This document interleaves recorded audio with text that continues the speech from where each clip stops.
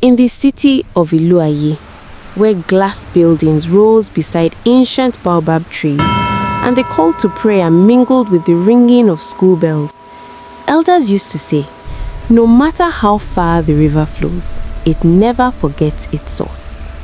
It was in this city, half modern, half ancestral, that a young man named Adekunle arrived one harmattan morning with a single box, a worn backpack, and silence wrapped tightly around his name.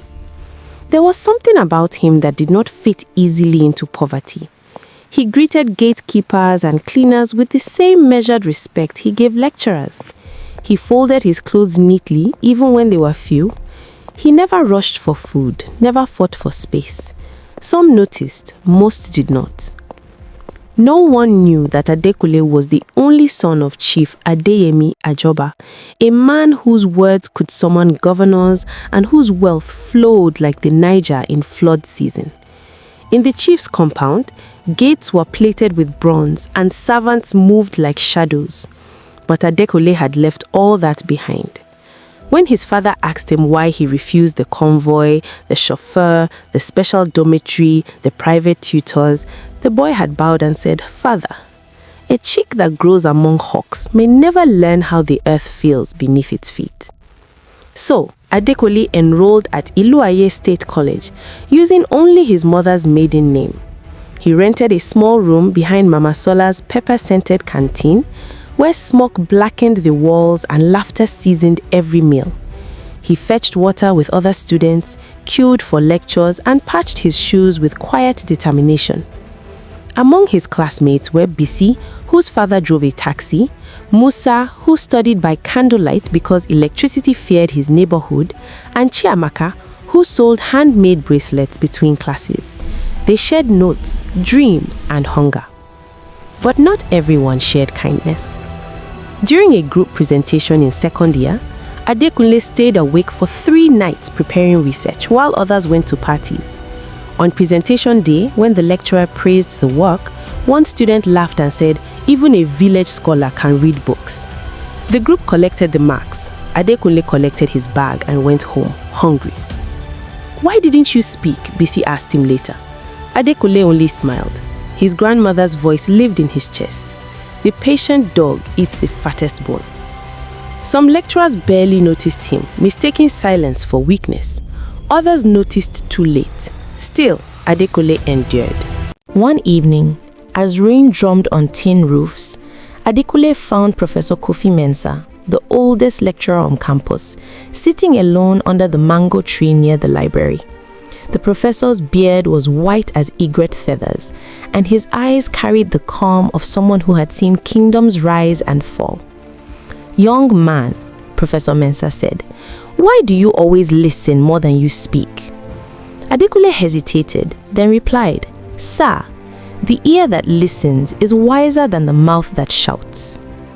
The old professor smiled. From that day, he watched Adekunle closely, questioning him in class, sharpening his mind like a blacksmith shapes iron. Adekunle never failed to rise. Life remained hard. There were nights Adekunle studied with an empty stomach. Mornings he walked long distances to save transport fare.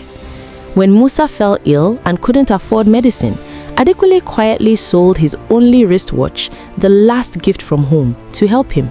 No one knew. In his final year, a rumor spread that the college would award a single golden baobab prize, given not only for academic excellence, but for character and service. Competition grew fierce, friendships strained. Some students bribed, others schemed. Adekunle simply continued. Graduation day arrived like a festival.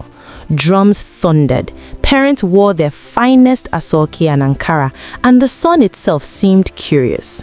The ceremony was held in the open square, just as ancestors had once gathered for coronations.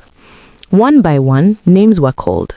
When Adekunle's turn came, he walked to the podium in his borrowed robe, head bowed. Then Professor Mensah rose slowly and lifted his staff. "Before we conclude," he said, voice echoing, "there is a story that must be told." The crowd hushed.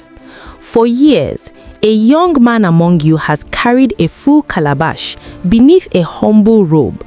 He chose the dust over the carpet, the queue over the convoy, the struggle over comfort. He has shown us that knowledge without humility is an empty drum. It makes the loudest noise but holds nothing. The professor turned. "My son, stand." Adekunle obeyed, heart pounding. "At my request, a visitor has joined us today." The gates opened. A convoy of black vehicles rolled in and stopped before the square. Murmurs rose like startled birds. From the first car stepped Chief Adeyemi Ajoba, clad in royal attire, beads gleaming, followed by elders and dignitaries. Gasps swept the crowd. The chief approached Adekunle and knelt. "My son," he said, voice thick, "you have honored your lineage." Silence shattered into thunder. Students stared. Lecturers whispered. Bisi's mouth fell open. Musa blinked back tears. Adekunle helped his father up and finally spoke. "I hid my name so I could find myself. I wanted to know the value of people before they knew my value." Professor Mensah lifted the golden baobab, and by the wisdom of our forebears and the voice of this institution, Adekunle Ajoba is our highest graduate and the true bearer of this prize. Cheers erupted. Drums roared. Yet Adekunle stepped forward and placed the prize at the feet of his classmates. "This belongs to all who walked with me," he said. "For when the spider builds alone, its web is weak." That evening, as stars stitched the sky, elders spoke of the day a rich man learned to be poor, and in doing so, became truly wealthy. And so the story is told, not of gold revealed, but of character uncovered. For inheritance may announce you, but who you are in silence is what endures. They say wealth can open doors, but only character keeps them open. The journey you just heard reminds us that true greatness is revealed not in what we inherit, but in who we become when no one is watching. Thank you for listening. Like and subscribe if you enjoyed this story.